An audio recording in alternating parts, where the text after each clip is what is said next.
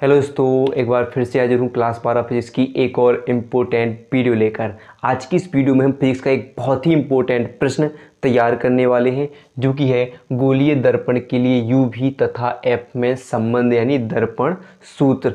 आज हम इसको इतने सिंपल तरीके से तैयार करने वाले हैं कि जिससे आपको एक एक पॉइंट समझ में आ जाए और फिर आपको और कोई दूसरी वीडियो देखने की ज़रूरत ना पड़े। तो वीडियो को पूरा ज़रूर देखिएगा। पूरा देखोगे गारंटी है बिल्कुल अच्छे तरीके से समझोगे। अगर पूरा नहीं देखोगे, लास्ट तक नहीं देखोगे तो समझ में बिल्कुल नहीं आएगा। तो वीडियो को पूरा देखना है, पसंद आए तो लाइक करना है, ज़्यादा से ज़्यादा हो सके शेयर करना है, नए हो तो सब्सक्राइब तो करना ही करना है। तो आइए स्टार्ट करते हैं और समझते हैं गोलीय दर्पणों के लिए यूवीएफ में संबंध देखते हैं। तो सबसे पहले हम जानते हैं कि दर्पणों के लिए दो कंडीशन है, एक तो उत्तल दर्पण के लिए, एक अवतल दर्पण के लिए निकालेंगे। तो आज की इस वीडियो हम निकाल रहे हैं किसके लिए, अवतल दर्पण के लिए निकालते हैं। तो आइए स्टार्ट करते हैं। तो सबसे पहले हम अवतल दर्पण को ही बनाते हैं। तो मान लेते हैं माना कोई एक अवतल दर्पण। अवतल दर्पण क्या होता है, जिसके बाहरी पृष्ठ पर क्या कर दी जाए, पॉलिश कर दी जाए और भीतरी पृष्ठ कैसे हो, परावर्तक हो, यानी क्या हो, यहाँ से परावर्तन हो। तो देखते हैं कि नाम दे देते इसको M1 व M2 है। क्या है, M1 M2 है। माना एक अवतल दर्पण M1 व M1 M2 है, ठीक है, जिसका ध्रुव क्या मान लेते, जिसका ध्रुव P है, ठीक है, ध्रुव क्या है, P है, मुख्य फोकस F है तथा वक्रता केंद्र क्या है, C है। ठीक है, इतनी बात क्लियर है। माना एक अवतल दर्पण M1 M2 है, जिसका ध्रुव P, मुख्य फोकस F तथा वक्रता केंद्र C है। इस दर्पण के मुख्य अक्ष पर मान लीजिए, दर्पण के मुख्य अक्ष पर एक वस्तु AB रखी हुई है। क्या रखी हुई, दर्पण के मुख्य अक्ष पर एक वस्तु AB स्थित है। लिखते जाना, एक वस्तु AB स्थित है जिससे चलने वाली दो समांतर यानी दो किरणें। पहली कौन सी किरण, समांतर किरण, जिसको नाम दे देंगे हम AR। पहली किरण कौन सी होगी, AR, जो दर्पण से परावर्तन के पश्चात किससे गुजर जाती है, तो मुख्य फोकस से होकर गुजरती है। किससे, मुख्य फोकस से होकर गुजरती है। आपने जो किरण आरेख के नियम पढ़े होंगे, पहला किरण होता कि कोई भी समांतर किसी वस्तु से चलने वाली पहली समांतर किरण दर्पण से परावर्तन के पश्चात मुख्य फोकस से होकर गुजरती है। फिर दूसरी किरण मान लेते हैं, तो दूसरी किरण किससे जा रही है, वक्रता केंद्र से। तो आपने ये भी नियम पढ़ा होगा कि जब कोई किरण वक्रता केंद्र से होकर जाती है किसी दर्पण में, तो वो दर्पण से परावर्तन के पश्चात उसी माध्यम में वापस लौटती है। तो यानी किस में लौटेगी, वक्रता केंद्र से वापस जाती है। तो ये दोनों किरणें एक दूसरे को एक बिंदु ए डैश पर काटती हैं। क्या कर रही हैं, एक दोनों किरणें एक दूसरे को एक बिंदु ए डैश पर काटती हैं। तो जहाँ पर इस वस्तु यानी AB का एक जो वास्तविक प्रतिबिंब क्या बन जाता है, A डैश B डैश बनता है। जो क्या है, वास्तविक प्रतिबिंब किसका है, A डैश B डैश, यानी AB वस्तु का वास्तविक प्रतिबिंब A डैश B डैश है। ठीक है, तो इतना तो लिख लोगे। तो माना एक अवतल दर्पण M1 M2 है, जिसका ध्रुव P, मुख्य फोकस F तथा वक्रता केंद्र C है। इसके मुख्य अक्ष पर एक बिंदु वस्तु AB स्थित है, जिससे चलने वाली दो समांतर किरणें, पहली किरण कौन सी होगी, AR, दर्पण से परावर्तन के पश्चात मुख्य फोकस से होकर गुजरती है, तथा दूसरी किरण AS नाम दे देते हैं सेम, दर्पण से वक्रता केंद्र से होकर गुजरती है, जो उसी माध्यम में लौट जाती है। ये दोनों किरणें एक दूसरे को एक बिंदु A डैश पर काटती हैं, जहाँ पर वस्तु AB का प्रतिबिंब बनता है। जो क्या है, वस्तु AB का प्रतिबिंब है। क्लियर है। फिर हम मान लेते हैं, थोड़ी सी एक बात और लिखते हैं कि जैसे हम यहाँ पर देखिए कि मान लेते हैं कि माना RH एक, या आप मान लेते हैं RN मान लेते हैं। ठीक है, RN एक अभिलंब खींचते हैं जिसकी ऊंचाई क्या है, H है। ठीक है, मान लेते हैं, इसके लिए हमने एक अभिलंब मान लिया। ठीक है, अब इतना तो क्लियर है, इतना चित्र बना लोगे, लिख लोगे, यही आपको पेपर में लिखना है। फिर आप चीज़ देखिए, दूरियां देखते हैं। तो किसी भी प्रत्येक दर्पण में ध्रुव से दूरियां नापी जाती हैं। तो मान लीजिए यहाँ पर देखोगे आप, ध्रुव से, किससे, ध्रुव से फोकस तक की दूरी क्या कहलाती है, फोकस दूरी। इसे किससे प्रदर्शित करते हैं, F से प्रदर्शित करते हैं। कहते हैं कि नहीं, तो यानी PF, यानी क्या दिया है, P, यहाँ पर आप लिख सकते हो कि PF बराबर क्या है, F है। PF बराबर क्या है, F है। PF बराबर P से F तक की दूरी कितनी है, F है। तो अगर आपने पढ़ा होगा अवतल दर्पण में सभी दूरियां किस में नापी जाती, माइनस में, यानी ऋणात्मक होती, तो क्या हो जाएगी, माइनस में हो जाएगी। ठीक है, तो अच्छा लिख दें, यहाँ पर होगी माइनस हो जाएगी। ठीक है, अब यहाँ पर देखिए ध्रुव से किस तक की दूरी, प्रतिबिंब तक की दूरी, यानी P से, ठीक है, P से कहाँ तक की दूरी, प्रतिबिंब तक की दूरी क्या हो जाएगी, V हो जाएगी, नहीं हो जाएगी। ध्रुव से प्रतिबिंब तक की दूरी कितनी हो जाएगी, V हो जाएगी। तो आपने पढ़ा होगा, तो दूरी क्या होगी, P से B डैश तक की दूरी मान लेते हैं, तो कितनी हो जाएगी, P B डैश बराबर कितनी हो जाएगी, V। तो ये भी किस में होगी, माइनस में होगी कि नहीं।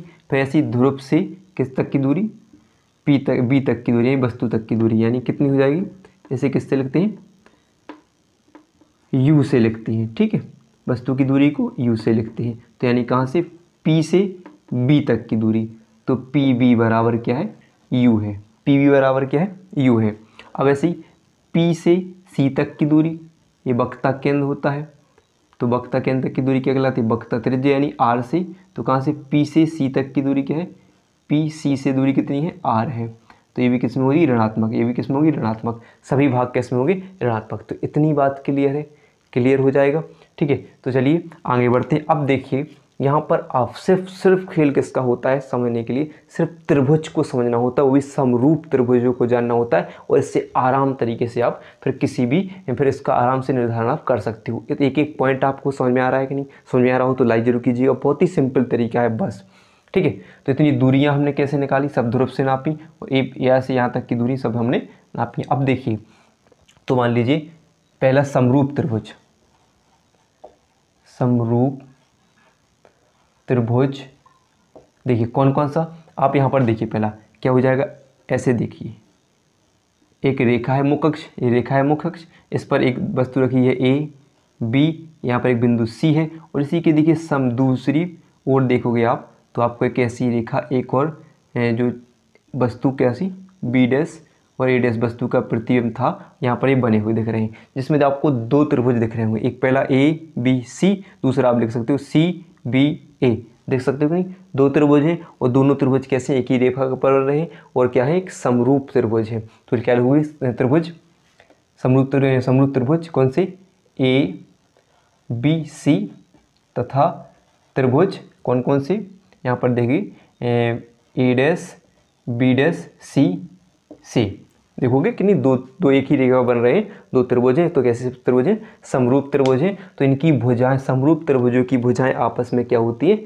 बराबर होती हैं। तो यहाँ पर देखोगे अगर A B बटे क्या होगा, A डैश B डैश, तो क्या हो जाएगा, A B बटे क्या होगा, A डैश B डैश, बराबर क्या हो जाएगा, अगर क्या हो जाएगा B C, क्या हो जाएगा B C, तो बटे क्या हो जाएगा यहाँ पर B dash C, B dash C।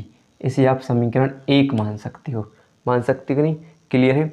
अब ऐसे ही अगला देखोगे आप, तो यहाँ पर देखोगे, ठीक है, तो यहाँ पर देखोगे आप कि अगला त्रिभुज, यहाँ पर देखो R R N, देखो बन रहा है कि नहीं ऐसा, R N R N, और दूसरी रेखा आप उसी के नीचे देखो आप R N, फिर यहाँ पर देखो ऐसा बन रहा है F, यहाँ पर बिंदु क्या है, F है, फिर अगले बिंदु क्या है, ऐसे देखोगे आप तो A डैश B डैश है, ये पूरा का पूरा भाग है, A वाला A वाला A वाला A वाला, बन रहा है कि नहीं, बन रहा है कि नहीं। तो क्या हो जाएगा, तो ये भी कैसे होंगे, समरूप त्रिभुज होंगे, यानी R N क्या हो जाएगा, R N बटे क्या हो जाएगा, A डैश B डैश, क्या हो जाएगा, A डैश B डैश हो जाएगा, बराबर। अब क्या होगा यहाँ पर देखोगे आप F N बटे क्या हो जाएगा, क्या हो जाएगा B F B dash F हो जाएगा कि नहीं, इतना क्लियर है, इतना हो जाएगा। चूँकि आप देखोगे यहाँ पर देखो कि ए बी समांतर है, यानी बराबर है किसके है, आर एन की, यानी एक दूसरे के बराबर है, यानी ए बी बराबर किसके है, आर एन के है। तो हम क्या करें, आर एन की जगह क्या लिखते हैं हम, ए बी, तो यहाँ पर लिख देंगे हम ए बी बट्टी ए डैश बी डैश बराबर यहाँ पर एफ एन, ठीक है। तो एफ एन क्या है, यहाँ पर देखोगे एफ एन है, जो एफ एन क्या है, जो बिंदु P के, यानी मान लेते हैं कि बिंदु जो N है वो बिंदु P के बहुत निकट है। तो क्या हो जाएगा कि वो है कि मतलब मानते हैं कि दर्पण का द्वारक बहुत छोटा है, तो जो n होगा बिंदु P के बहुत निकट होगा। तब यहाँ पर एक चीज़ और ध्यान रखें, n बराबर क्या हो जाएगा P, यानी ये का स्क्वायर आ जाएगा, यानी P जो बिल्कुल निकट है तो वो उस क्या मान लेंगे, उसको n को क्या मान लेंगे, P मान लेंगे। तो यहाँ पर क्या लिखोगे आप, n की जगह क्या लिखोगे, तो P F हो जाएगा आपका, n की जगह क्या लिख लोगे P, और यह हो जाएगा पी एफ, यहाँ पर होगा बी डैश एफ हो जाएगा। इसे आप समीकरण 2 नाम दे सकते हो। क्लियर है, समीकरण 2 नाम दे सकते हो। अब देखोगे यहाँ पर कि समीकरण 1 व समीकरण 2 में जो साइड वाले पक्ष कैसे हैं, बराबर हैं, सेम टू सेम है। तो क्या लोगे, समीकरण 1 व 2 से, तो क्या लोगे, जब ये दोनों बराबर हैं तो ये इस साइड वाले पक्ष भी बराबर होंगे। तब क्या लिखेंगे हम, तो बी सी बटे क्या होगा, बी डैश सी बराबर क्या हो जाएगा, यहाँ पर पी एफ बटे क्या हो जाएगा, बी डैश एफ हो जाएगा। ठीक है, चलिए तो अब यहाँ पर देखोगे इतना बात है। अब हमारे ज़रूरत किसकी है, अब यहाँ पर हमने कुछ मान बनाए थे, यहाँ पर देखे थे, तो उन्हीं को अब यहाँ पर हमें लिखना है। तो यहाँ पर देखिए, हमें यहाँ पर बी सी वाली कोई दूरी है, दूरी यहाँ पर हमने दी नहीं है। तो चलिए देखते हैं। तो यहाँ पर हम इसको थोड़ा साफ कर लें। फिर देखिए यहाँ से मान लीजिए अब हमें एक दूरी चाहिए, यहाँ पे बी सी की दूरी चाहिए, कितनी है, तो यानी कि सबको तो दी है लेकिन बी सी की दूरी नहीं है, तो यानी बी और सी की दूरी नहीं है। तो यहाँ पर हमने क्या पढ़ा कि हमें सभी दूरियाँ कहाँ से नापनी है, ध्रुव से नापनी है। तो ध्रुव और बिंदु बी पी मान लेते हैं, हमें बी सी चाहिए, तो हम कहाँ से, लास्ट वाला बिंदु क्या है बी, तो पी और बी देख लेते हैं, और मध्य बिंदु क्या हो जाएगा, सी है। अब हमें चाहिए क्या, बी सी दूरी का पता लगाना है। तो हमें कुल दूरी का पता तो है बी पी, यानी क्या है, यानी पी बी दूरी, यानी टोटल कुल दूरी कितनी है, पी बी का हमें तो पता है कि नहीं, पी बी दूरी पता है। तो अगर हम क्या करें, पी बी दूरी में से कौन सी दूरी, जो आपकी यहाँ से पी सी कितनी दूरी है, पी सी दूरी घटा दें, यानी पी बी टोटल दूरी में से अगर पी से सी तक की दूरी माइनस कर दें तो वो बचेगी क्या हो जाएगी, बी सी। नहीं बचेगी कि नहीं, बचेगी नहीं। तो हम इसकी जगह हम क्या लिख दें, पी बी, क्या लिख दें, पी बी माइनस क्या लिख दें हम, पी सी। ऐसे ही आप क्या दोगे, बी डैश सी, यानी यहाँ पर बी डैश सी दिख रहा है, नहीं दिख रहा है, तो इसके लिए भी हम सेम वही खेल करेंगे। तो हमने ये कहाँ से निकाला, आप लिखते चलिएगा। तो हमने क्या कर लिया कि पी बी माइनस क्या लिखे, पी सी बराबर किसकी निकाल ली हमने, बी सी के बराबर निकाल ली। अब ऐसे यहाँ पर देखिए हमें क्या चाहिए, बी डैश से, तो बिंदु पी से हम क्या तक की दूरी निकाल लें, यानी पी डैश क्या है, बी डैश सी की दूरी चाहिए हमें। तो बिंदु क्या मान लें हम, पी मान लें, और यहाँ पर बिंदु सी है, और यहाँ पर क्या है, बी डैश है। तो हमें क्या करना है, टोटल दूरी कितनी है अपनी, ये मान लेते हैं पी सी है।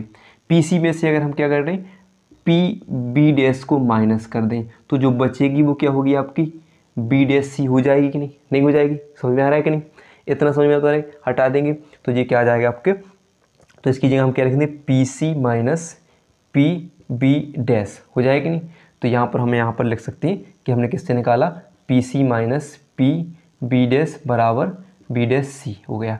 इतनी बात आपको समझ में आई, इतनी बात क्लियर है, तो हम आगे की ओर बढ़ के चलते हैं। ठीक है, तो यहाँ पर देखिए पी भी पी एफ, तो यहाँ पर पी एफ तो दे रहे हैं, तो पी एफ कितना है, माइनस के, चलो यहाँ पर लिख लेते हैं, तो पी एफ भी हम लिख लेते हैं। और यहाँ पर बी डैश एफ दिया है, तो बी डैश एफ है यहाँ पर नहीं है, तो चलिए हमें बी डैश पी एफ में निकालना है। तो क्या हमारा वही सेम सिस्टम के ध्रुव पी और कहाँ से बी डैश एफ, तो हमें लास्ट बिंदु क्या हो जाएगा वहाँ बी डैश। तो आप क्या करोगे, तो P B dash total P B dash पूरी दूरी है ध्रुव से, हमें चाहिए क्या है, एफ, जो एफ है बीच में, तो हमें क्या चाहिए, तो हमें क्या चाहिए, टोटल क्या चाहिए यहाँ पर बी एफ डैश एफ चाहिए। तो बी डैश एफ हमें निकालना है, तो हमें क्या करना होगा, तो इसमें से हम क्या घटा दें, माइनस पी एफ घटा दें, क्या घटा दें, पी एफ घटा देंगे नहीं, तो क्या बचेगा हमारा, जो बी डैश एफ बचाएगा।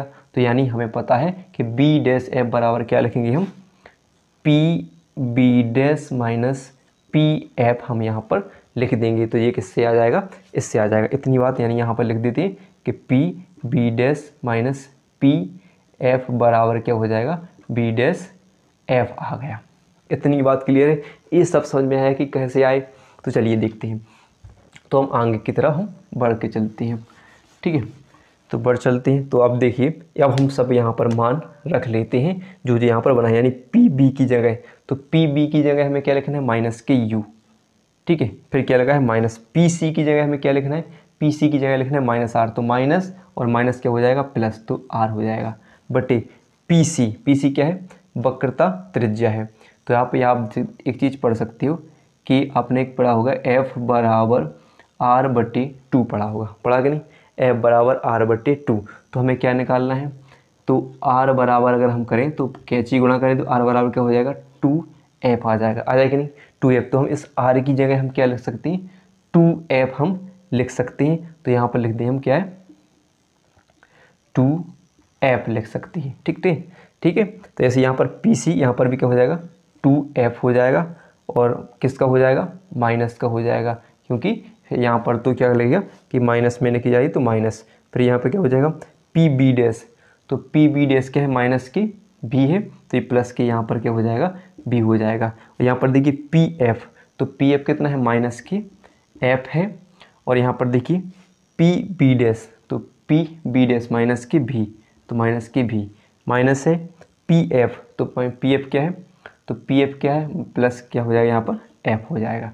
क्लियर है, यहाँ पर हमने सभी दूरियों को रख लिया है, कुल मिला के सभी दूरी यहाँ पर रखी हुई हैं। अब हमें कुछ नहीं करना है, इनका कैंची गुणा आप कर सकते हो।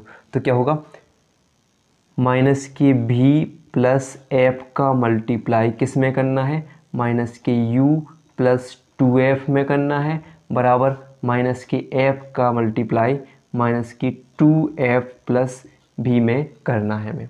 इतनी बात है, तो आप करोगे तो माइनस का इसका गुणा होगा, तो माइनस प्लस क्या हो जाएगी, मिला माइनस माइनस क्या हो जाएगा, प्लस, यानी यू भी निकल कर आ जाएगा, आ जाएगी नहीं। फिर प्लस माइनस प्लस क्या हो जाएगा, माइनस, तो यहाँ पर क्या हो जाएगा, टू भी एफ, यानी टू एफ भी आ जाएगा, टू एफ भी आ जाएगा, नहीं आ जाएगा, इसका इसमें गुणा होगा टू एफ भी। अब क्या होगा, प्लस इसका गुणा होगा तो माइनस एफ यू आ जाएगा, नहीं आ जाएगा, माइनस एफ यू आ जाएगा। अब यहाँ पर गुणा हुआ तो क्या हो जाएगा, प्लस टू एफ स्क्वायर हो जाएगा, एफ का इसमें गुणा होगा तो टू एफ स्क्वायर हो जाएगा। इतनी बात क्लियर है। ऐसे ही अब यहाँ पर करेंगे तो माइनस प्लस क्या हो जाएगा, माइनस माइनस क्या हो जाएगा, प्लस, तो टू एफ स्क्वायर, और माइनस प्लस माइनस तो यहाँ पर क्या हो जाएगा, यानी भी एफ आप लिख सकते हो, माइनस प्लस माइनस क्या हो जाएगा, भी एफ। इतना तो आप कर लोगे मल्टीप्लाई। अब आप देखिए यहाँ से टू एफ स्क्वायर प्लस ए है, ये भी क्या हो जाएगा, सट जाने पर कट जाएंगे, यानी घट जाएंगे एक दूसरे से। तो अब बचा क्या हमारा, तो यहाँ पर लिख देंगे यू भी माइनस टू एफ भी, और माइनस क्या हो जाएगा, भी माइनस एफ बी, मतलब जी इस साइड आएगा, ठीक है। तो इसका इसका हो जाएगा, प्लस का हो जाएगा, और यहाँ पर क्या बचा है, माइनस की क्या बचा है, एफ यू बचा है, बराबर मान लेते हैं जीरो। तो यहाँ पर देखिए यू भी, अब माइनस की टू एफ भी है, में से क्या हो जाएगा, एक भी एफ चला जाएगा, तो क्या बचेगा, क्या बचेगा, केवल भी एफ बचेगा कि नहीं, नहीं बचेगा। यहाँ पर टू एफ वही है सर, मान लीजिए इसे भी ऐसे भी लिख सकते हो आप कि भी एफ है वही, तो माइनस की कितने, टू एफ भी एफ में से एक भी एफ चला जाएगा, तो क्या बचेंगे, क्या बचेंगे, एफ बी एफ बचेगा, और यहाँ पर क्या बचेगा आपका, तो माइनस की एफ यू बच जाएगा, और यहाँ पर जीरो। अब क्या करते हैं, इस पूरे समीकरण में यू भी एफ से भाग देते हैं, यानी क्या करेंगे, यू भी एफ से भाग देने पर, इसमें यू भी एफ से भाग देते हैं, तो यानी हम यहाँ पर तो इसको साफ कर देते हैं, इसकी ज़रूरत है नहीं हमें, तो इसको हम करते हैं साफ। वीडियो पसंद आ रही हो तो लाइक ज़रूर कीजिएगा। तो आइए देखते हैं, तो हम क्या करते थे, यू भी में भी यू भी एफ से भाग देते हैं, माइनस क्या है, भी एफ है, इसमें भी हम यू भी एफ से भाग देते हैं, माइनस एफ यू है, इसमें भी यू भी एफ से हम क्या देते हैं, भाग दे देते हैं, ठीक है। तो क्या होगा, यहाँ से कटेगा, u से u, भी से भी कट जाएगा, यानी 1/f बचेगा, ठीक है, बचेगा कि नहीं।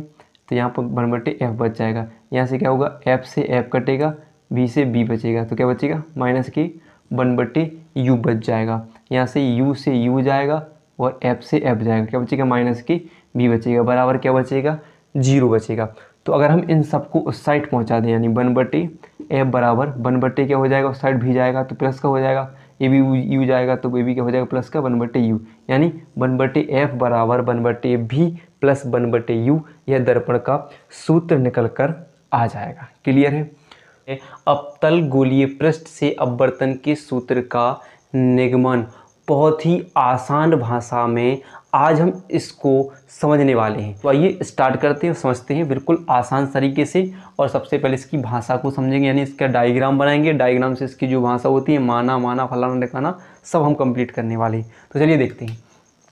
तो मान लीजिए सबसे पहले देखते हैं अवतल गोलीय पृष्ठ की संरचना बनाते हैं। तो मानते हैं माना कोई अवतल गोलीय पृष्ठ, यानी गोलीय अवतल पृष्ठ है जिसका नाम हम एस पी और एस डैश दे देते हैं। तो कह लो कि माना कोई गोलीय अवतल पृष्ठ एस पी एस डैश है जो दो माध्यमों से पृथक है। एक माध्यम कांच जिसे हम सघन माध्यम कह सकते हैं, और दूसरा माध्यम वायु जिसे हम विरल माध्यम कह सकते हैं। इनसे क्या हुआ है, पृथक है, यानी अलग रखा, अलग अलग स्थित है।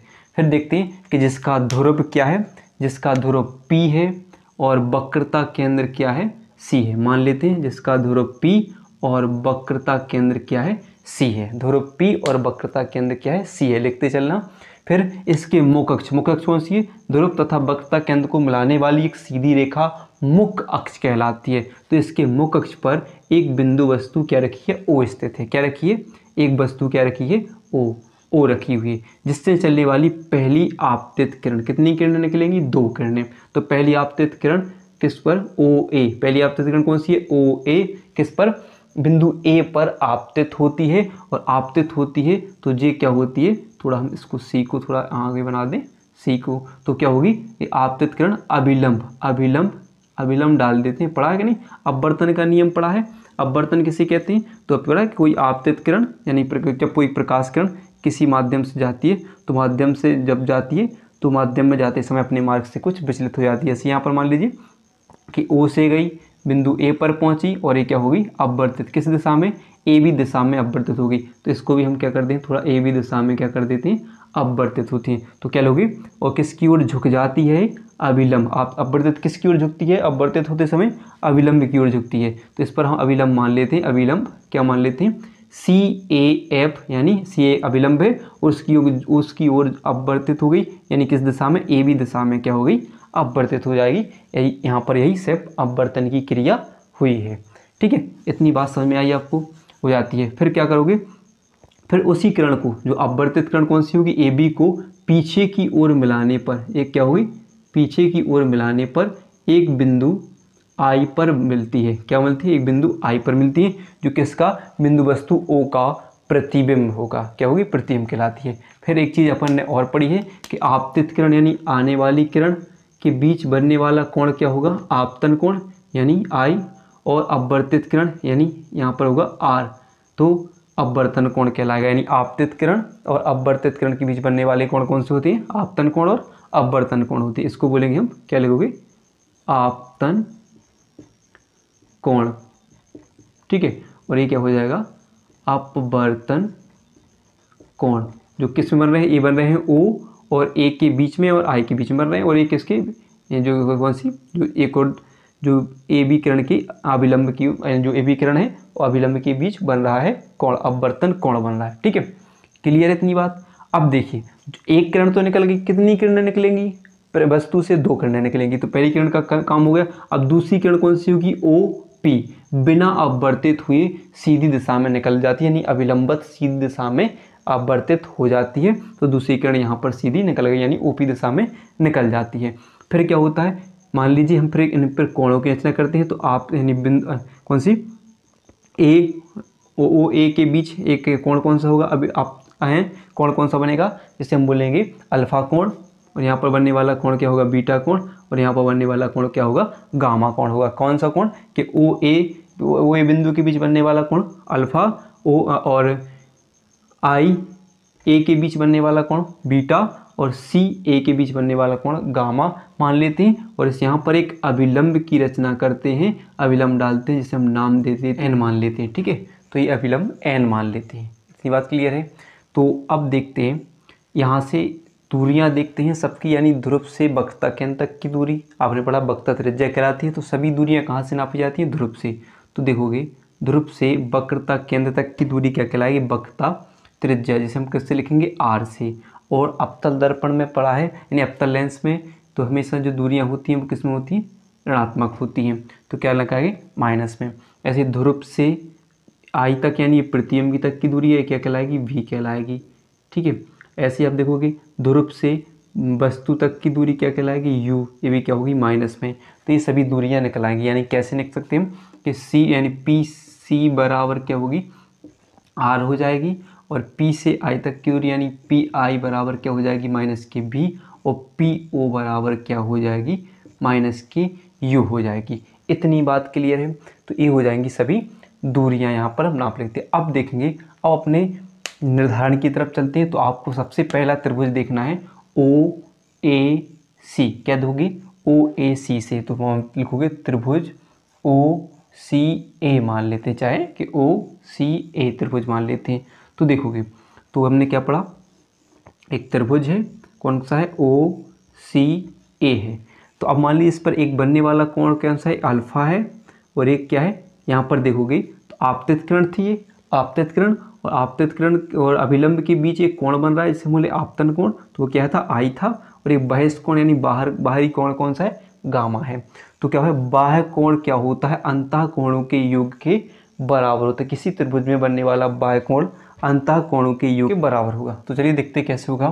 तो त्रिभुज से, ठीक है, तो बाह्य कोण क्या है, यहाँ पर गामा है, बराबर क्या होगा, अंतः कोण क्या होंगे, अल्फा प्लस क्या होगा, आई होगा। तो हमें बनाना किसके बाद, आई बराबर, तो आई बराबर क्या हो जाएगा, जो अल्फा को हम गामा के पास पहुँचा तो गामा माइनस क्या हो जाएगा, अल्फा हो जाएगा, गामा माइनस क्या हो जाएगा, अल्फा हो जाएगा। इसे समीकरण 1 नाम दे देते हैं। ऐसे ही फिर अगला त्रिभुज देखते हैं, कौन सा, आई सी ए देखते हैं। तो त्रिभुज आई सी ए से, तो देखोगे इसमें भी क्या होगा, बाह्य कोण क्या है, गामा है, अंतः कोण क्या है, अंतः कोण क्या है, बीटा। ठीक है, अंतः कोण क्या है, बीटा। अब देखिए इसे कौन सी किरण कहेंगे, यानी अपवर्तित किरण के बीच बनने वाला कोण क्या था, यहाँ पर आर, अपवर्तन कोण आर था। तो बीटा, और क्या बन रहा है, एक और कोण क्या बन रहा है, अपवर्तन कोण आर। तो क्या लिखोगे, बीटा प्लस क्या बन जाएगा, आर हो जाएगा। ठीक है, अब हमें चूंकि हम आर का मान बना लेते हैं, तो आर बराबर क्या हो जाएगा, गामा माइनस क्या हो जाएगा, बीटा। इसे हम समीकरण 2 नाम दे देते हैं। अब आपने पढ़ा होगा स्नेल का नियम।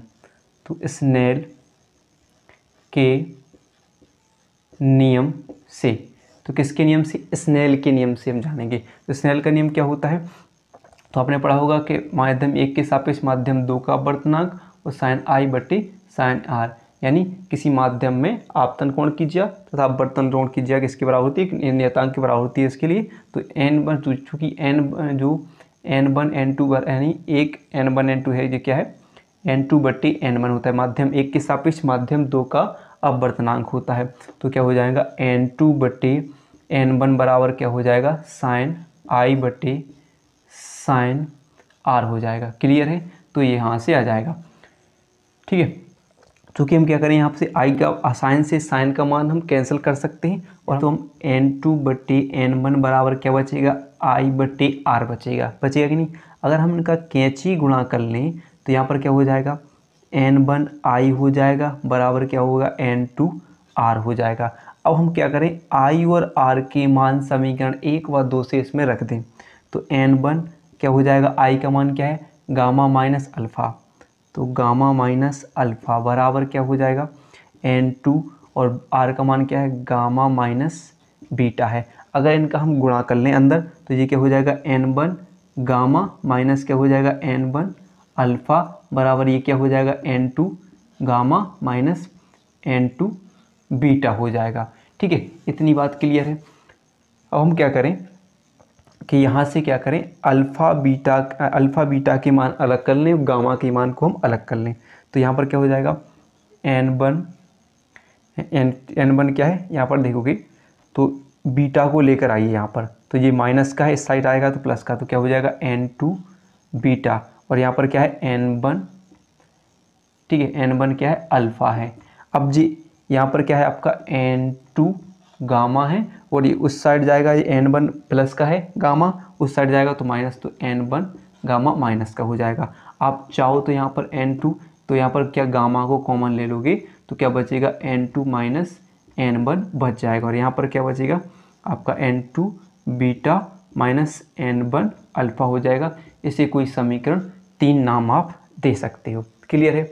अब देखिए यहाँ से बात क्लियर हो। अब हमें अल्फ़ा बीटा और गामा की मान चाहिए। तो अब मान लेंगे कि मान लीजिए गोलीय पृष्ठ क्या है, गोलीय पृष्ठ का व्यास बहुत छोटा है। गोलीय पृष्ठ कैसा है, बहुत छोटा है, अल्पांश भाग है। तो जो यहाँ पर जो n का मान भी किसके पास आ जाएगा, P के पास आएगा, जिसकी ऊंचाई हम यहाँ पर h लिख देते हैं। ठीक है, तो ये हो जाएगा अल्फा, ये भाग भी क्या हो जाएगा, ये दोनों बिंदु एक दूसरे के समीप आ जाएंगे और अल्फा बीटा गामा के मान भी क्या हो जाएंगे, छोटे हो जाएंगे। यानी अगर इनका व्यास छोटा है, गोलीय पृष्ठ छोटा है, तो इनके अल्फा बीटा गामा के मान भी छोटे होंगे। तब देखेंगे तो क्या हो जाएंगे, टेन अल्फ़ा बराबर क्या, अल्फ़ा और किस में हो जाएंगे, टेन बीटा और टेन गामा के रूप में हो जाएंगे, क्योंकि व्यास पर छोटे हैं तो बिंदु एन बी किसके, बिंदु पी के समीप आ जाएगा। तब हम देखेंगे तो टेन थीटा बराबर क्या होता है, तो लंब बटे आधार होता है। तो देखिए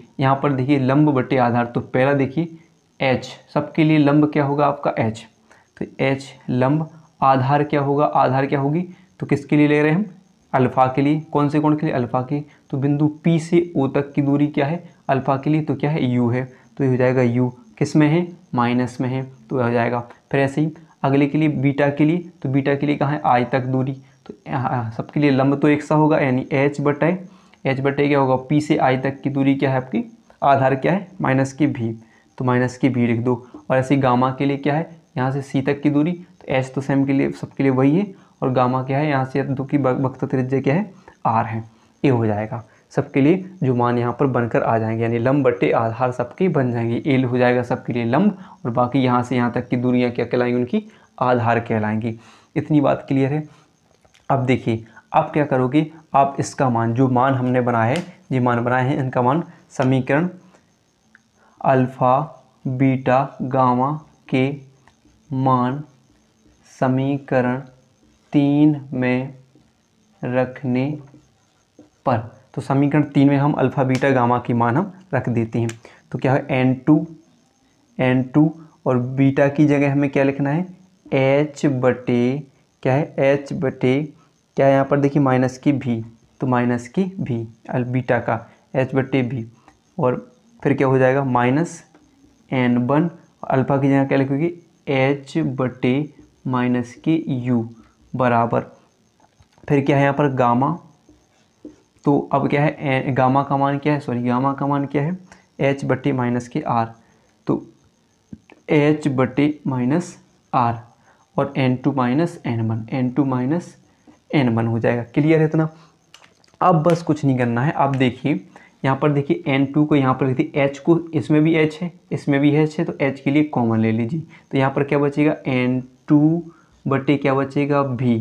अब देखिए माइनस इसमें है, माइनस प्लस माइनस क्या हो जाएगा, प्लस हो जाएगा, फिर से माइनस गुणा हो जाएगा तो माइनस हो जाएगा। तो पूरे समीकरण में माइनस का गुणा करते हैं तो ये माइनस कट जाएगा, ये माइनस कट जाएगा।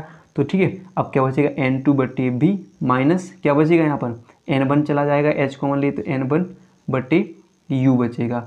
ठीक है, बराबर क्या बचेगा, यहाँ पर क्या बचेगा आपका, n2 माइनस n1 बटे r लिख दीजिए, और h से h आपका हो जाना है कैंसिल। तो क्या निकल कर आ जाएगा आपका फॉर्मूला, तो n2 बटे v माइनस n1 बटे u बराबर n2 माइनस n1 बटे r, ये निकल कर आ जाएगा। क्या हो जाएगा, आप किसके लिए, अवतल गोलीय पृष्ठ से अपवर्तन के सूत्र का निगमन कर लिया, और ये हो जाएगा अपवर्तन के लिए, गोलीय पृष्ठ के अपवर्तन के लिए सूत्र हो जाएगा n2 बटे v माइनस n1 बटे u बराबर n2 माइनस n1 बटे r निकल कर आ जाएगा। ठीक है, एस से एस तो आपको कट जाना है। ठीक है, तो जो बचेगा वो आपका निकल कर आ जाएगा। तो ये हो जाएगा आपका निर्धारण। परस्पर संपर्क में रखे दो पतले लेंसों की संयुक्त फोकस दूरी यानी संयोजन की फोकस दूरी का सूत्र का निर्धारण आज की इस वीडियो में करने वाले हैं। वेरी वेरी इंपॉर्टेंट डेरिवेशन, ये समझते हैं। तो किसकी बात कर रहे हैं, दो पतले लेंस। तो मान लेते हैं दो पतले लेंस की संरचना मानते हैं, माना दो पतले उत्तल लेंस। ठीक है, माना दो पतले उत्तल लेंस, ऐसे नाम देते हैं L1 और L2, लिखते जाना कि माना दो पतले उत्तल लेंस क्या कौन कौन से हो गए, L1 नाम दे देते हैं, L1 व L2 हैं, परस्पर संपर्क में रखे हुए हैं और संपर्क में रखकर क्या बनाते हैं, एक संयुक्त लेंस की संरचना बनाते हैं, संयुक्त लेंस का निर्माण करते हैं। इनकी फोकस दूरी अगर मानूं तो F1 और इसकी फोकस दूरी F2 है। इतना तो ले लोगे कि माना दो पतले उत्तल लेंस L1 व L2 हैं, परस्पर संपर्क में रखे हुए हैं, जिनकी फोकस दूरियां F1 व F2 हैं। फिर क्या होगी, देखिए फिर क्या होती है, इनकी मुखअक्ष और दोनों का प्रकाशिक केंद्र होंगे। ठीक है, अब मान लीजिए कि अब एक मुख्य अक्ष पर कोई एक बिंदु वस्तु O रखी हुई है। अब देखिए यहाँ से हमें इसका निर्धारण करना होता है और इसको समझना होता है। तो देखिए मान लीजिए कि अगर जो लेंस L2 ना हो, क्या हो, लेंस L2 ना हो, तो जो बिंदु वस्तु O का प्रतिबिंब लेंस के दूसरी तरफ यानी लेंस L1 की दूसरी तरफ कहाँ पर बनेगा, मान लेते हैं आई डैश पर बन जाएगा, I1 पर बन जाता है। इतना क्लियर है, इतना लिखोगे। अब क्या लिखोगे कि माना दो पतले उत्तल लेंस L1 व L2 परस्पर संपर्क में रखे हुए हैं और संपर्क में रखे हुए एक संयुक्त लेंस की संरचना करते हैं, जिनकी फोकस दूरियां F1 व F2 है। इनके मुख्य अक्ष यानी लेंस के L1 के सामने एक बिंदु वस्तु O रखी है, जिसका प्रतिबिंब क्या कब, जब लेंस L2 ना हो तो उसका प्रतिबिंब कहाँ पर बनता है, आई डैश पर बनता है। तो क्या होगी पहली कंडीशन है किसकी, लेंस L1 के सामने रखी वस्तु O का प्रतिबिंब कहाँ पर बन रहा है, I1 पर बनता है जब लेंस L2 ना हो। ठीक है, जब लेंस L2 ना हो तो इसका प्रतिबिंब कहाँ पर बनेगा, I1 पर या आई डैश पर बन जाता है। तब लेंस के सूत्र से, तब लेंसों के सूत्र से, तब लेंसों के सूत्र से, लेंस का सूत्र क्या पढ़ा अपन ने, 1/v माइनस 1/u बराबर 1/f होता है। इसे आप समीकरण 1 मान लीजिए।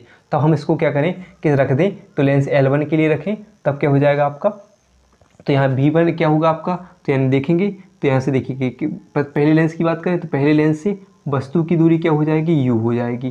ठीक है, और प्रतिबिंब की दूरी, पहले लेंस से प्रतिबिंब तक की दूरी कितनी हो जाएगी, तो आप लिख सकते हो कि V1 यानी V1 यानी I1 मान रहे तो V1 मान लेते हैं, तो यहाँ से इतने तक की दूरी कितनी हो जाएगी, प्रतिबिंब की दूरी कितनी हो जाएगी, V1 हो जाएगी।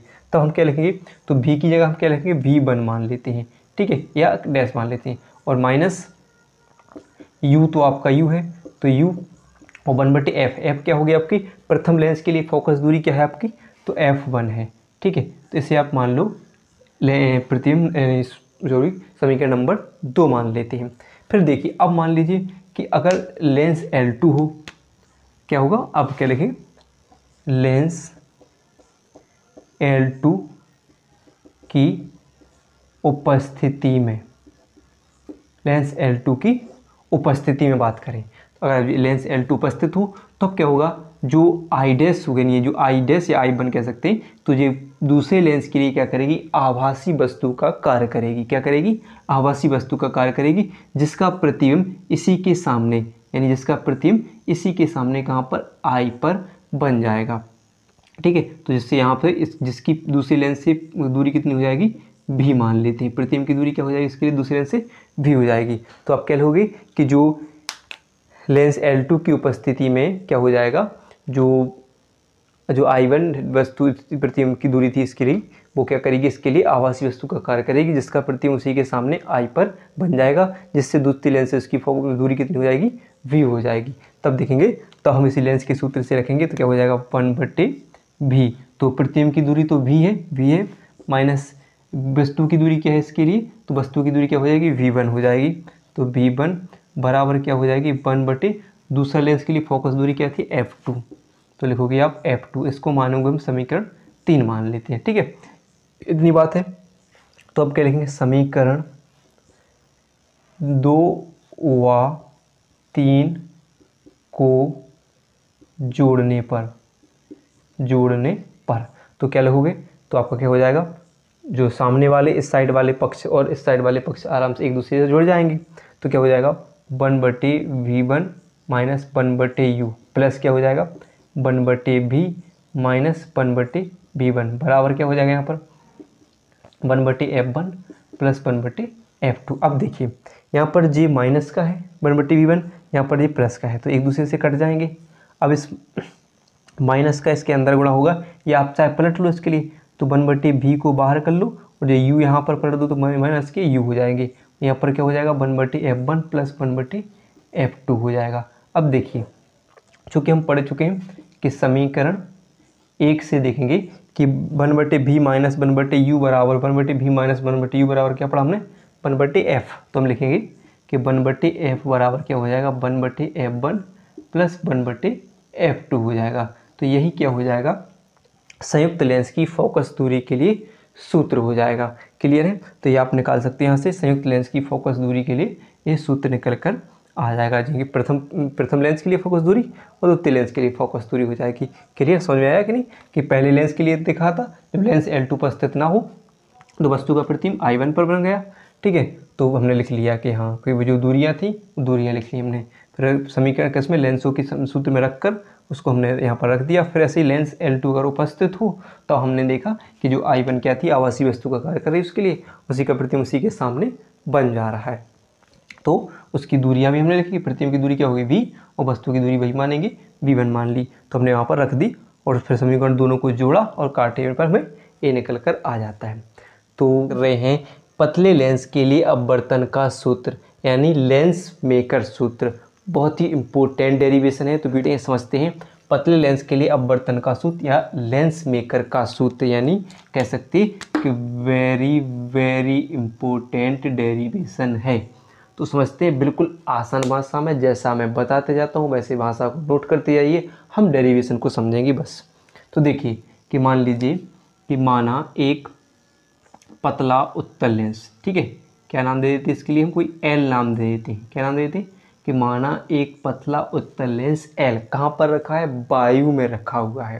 लिख लोगे कि माना एक पतला उत्तल लेंस L वायु में रखा हुआ है जिसके अपवर्तनांक दोनों अपवर्तनांक होते हैं, एक नाम दे दो n1 और n2 है, जिसका वायु के सापेक्ष अपवर्तनांक n1 व n2 है। तथा आप देखेंगे कि इसका एक प्रकाशिक केंद्र होगा, माने तो इसका प्रकाशिक केंद्र है, यानी यहाँ से क्या जाना है इसकी मुखअक्षीय को जाननी है। ठीक है, तो क्या लिख लोगे कि माना एक पतला उत्तल लेंस L वायु में रखा हुआ है जिसके वायु के सापेक्ष अपवर्तनांक n1 व n2 है तथा इसका प्रकाशिक केंद्र क्या है C है। ठीक है, इनकी वक्रता त्रिज्याएं R1 व R2 है, दोनों लेंसों की वक्रता त्रिज्याएं क्या मान ली R1 व R2 है तथा दो पृष्ठ होंगे, एक P1 और दूसरा P2, दो पृष्ठ होंगे। इतनी बात क्लियर है? तो लिख लोगे कि माना एक पतला उत्तल लेंस L वायु में रखा हुआ है जिसके वायु के सापेक्ष अपवर्तनांक n1 व n2 है तथा इसका प्रकाशिक केंद्र C तथा वक्रता त्रिज्या R1 व R2 है और इसके दो पृष्ठ P1 व P2 हैं। अब देखेंगे प्रथम पृष्ठ यानी P1 पहले पृष्ठ से क्या रखिए इस पर कोई बिंदु वस्तु O स्थित है। क्या है? पहले पृष्ठ के सामने कोई बिंदु वस्तु O यानी कितनी दूरी पर U दूरी पर रखी हुई है। ठीक है, क्या लोगे U दूरी पर रखी हुई है। तब देखेंगे कि इसका प्रतिबिंब यानी लेंस से अपवर्तन के पश्चात इसका प्रतिबिंब लेंस के दूसरी तरफ कहाँ पर बनता है। यहाँ पर आप चाहो तो इसको डॉट लाइन से दर्शा सकते हैं कि कहाँ पर बनता है I1 मान लेते हैं, कहाँ बनता है I1 पर बन जाता है। तो इतना आप लिख लोगे, कहाँ पर लिखोगे कि जैसे बन जाता है I1 पर बन जाता है। तो आइए हम देखते हैं, लिखेंगे तब देखेंगे तब गोलीय पृष्ठ पर अपवर्तन के सूत्र से, गोलीय पृष्ठ पर अपवर्तन के सूत्र से, तो अपवर्तन का सूत्र क्या पढ़ा आपने कि n2/v माइनस n1/u बराबर n2 माइनस n1/r होता है। गोलीय पृष्ठ पर अपवर्तन का सूत्र क्या होता है n2/v माइनस n1/u बराबर n1/u बराबर n2 माइनस n1/r होता है। चूँकि हम बात कर रहे हैं पहले पृष्ठ के लिए, तो यहाँ पर इतने बात हो गई। अब पहले पृष्ठ से जो वस्तु की यानी प्रतिबिंब की दूरी भी क्या मान लेंगे, v1 मान लेंगे, तो यहाँ तक होगी। तो वही हमें लिखना है। तो अब यानी किससे कहाँ तक की ओर जा रही है, जो प्रकाश किरणें जो वस्तु से निकल रही है n1 से n2 की तरफ जा रही हैं, ठीक है। n1 से n2 की तरफ प्रकाश किरणें जा रही हैं, तो उनकी दिशा भी ऐसी है। तो अब हम लिख रहे हैं यहाँ पर, तो n1 n2 की जगह n2 और यहाँ पर v1 यानी v क्या है यहाँ पर v1 है, ठीक है, माइनस n1 u क्या है, तो u है, ठीक है। n2 माइनस n1 बटे r क्या है, वक्रता त्रिज्या पहले पृष्ठ के लिए r1 है। इसको हम समीकरण 1 नाम दे देते हैं, ठीक है, 1 नाम दे दोगे। फिर देखिए अब अगली नाम, अब हम क्या करें, पृष्ठ 2 की बात करें, ठीक है। तो अब देखिए पृष्ठ 2 के लिए, तो पृष्ठ 2 के सामने कोई जो आभासी वस्तु क्या रखी है आई, जो ये क्या है, जो प्रतिबिंब क्या करेगा आई डैश पृष्ठ 2 के लिए आभासी वस्तु का कार्य करता है। आप लिखने कि जो पृष्ठ 2 है आभासी वस्तु का कार्य करता है, क्योंकि अगर बात करें तो इसका प्रतिबिंब किसी के सामने, किसके, इसी के सामने कितनी दूरी पर, आई दूरी पर बन जाता है। अब जिसकी मान लो अगर हम लेंस से दूरी करें, दूरी क्या होगी, v माइनस टी होगी। क्या मान लें हम, v माइनस टी। अब ये t क्यों माना हमने, तो आप देखिए कि जो लेंस है वो लेंस कितना पतला है, कितना है, t मोटाई का है। आप कितना मोटा है, t मोटाई का है। लेंस कितनी मोटाई का है, t मोटाई का। तो इसमें से हम क्या करें, अब t मोटाई क्या होगी, एक पृष्ठ वाली आधी पृष्ठ की मोटाई को हम घटा रहे हैं उसमें, तो t मोटाई को कुछ हमने उस वजह से माइनस कर दिया। तो प्रतिबिंब की दूरी क्या होगी, b माइनस टी, कहाँ से, किसके लिए, आई डैश जो वस्तु है उसका प्रतिबिंब आई पर बन रहा है, और उसकी दूरी कहाँ से, दूसरे पृष्ठ से b माइनस टी है। तब देखेंगे तो क्या लिखोगे, द्वितीय पृष्ठ से। तो द्वितीय पृष्ठ की बात समझ में आई कि दूसरे पृष्ठ के लिए जो आई डैश I1 बनाया था वो आभासी वस्तु का कार्य करेगा, जिसका प्रतिबिंब उसी के सामने I1 है। अब लेकिन अब देखोगे कि जो प्रकाश किरण की दिशा किस ओर होगी, जो निकलने वाली, तो n2 से n1 होगी। तो जहाँ पर आप अगर n2 लिखा हो वहाँ पर n1 लिखेंगे, और जहाँ पर n1 लिखा है वहाँ पर n2 लिखेंगे। तो आइए चलते हैं देखते हैं। तो यहाँ पर देखिए अब हम रखें यहाँ पर, तो क्या रखेंगे, सूत्र में रखेंगे n2, तो n2 की जगह हमें क्या लिखना है, अब क्या लिखना है n1, और v, अब v क्या है इसके लिए, तो v माइनस टी है, तो v माइनस टी है। फिर देखोगे माइनस n1 की जगह क्या लिखना है आपको, l2 लिखना है। तो u क्या है इसके लिए, तो u क्या है इसके लिए, देखेंगे v डैश है, तो क्या लिखोगे v डैश है, यानी एक मान v1 मान लेते हैं, बराबर n2 की जगह n1 की जगह n2 बटे इसके लिए वक्रता त्रिज्या क्या है, तो r2 है। इसे मानेंगे हम समीकरण तो 2 मान लेते हैं, ठीक है, 2 समीकरण मान लेते हैं। क्लियर है। अब क्या करें, अब जो की है देखिए जो t है वो मान लीजिए कि जो लेंस के लिए, यानी लेंस का क्या है कि लेंस बहुत पतला है, तो लेंस बहुत पतला है तो जो v के सापेक्ष इसका मान क्या हो जाएगा, नगण्य हो जाएगा। तो t क्या कहूँ, नगण्य हो जाएगा, ठीक है, क्योंकि क्या है, लेंस बहुत पतला है, बहुत पतला है,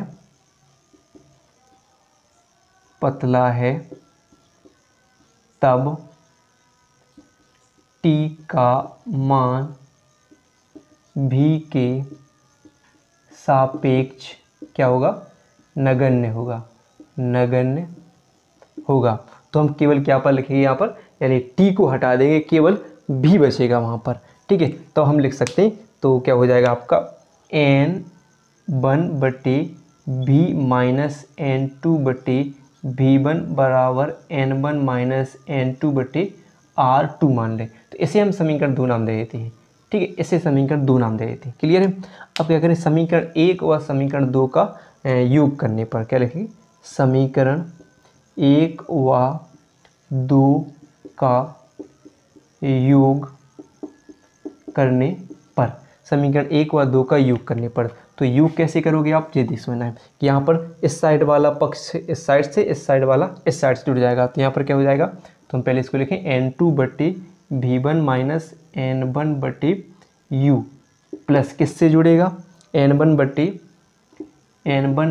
v माइनस किससे, n2 बटे v1 से जुड़ जाएगा, ठीक है, इससे जुड़ जाएगा n2 बटे v, और यहाँ पर ये इस साइड वाले जुड़ेंगे तो क्या हो जाएगा n2 minus N1/R1 plus N1 minus N2/R2 हो जाएंगे, जुड़ जाएंगे।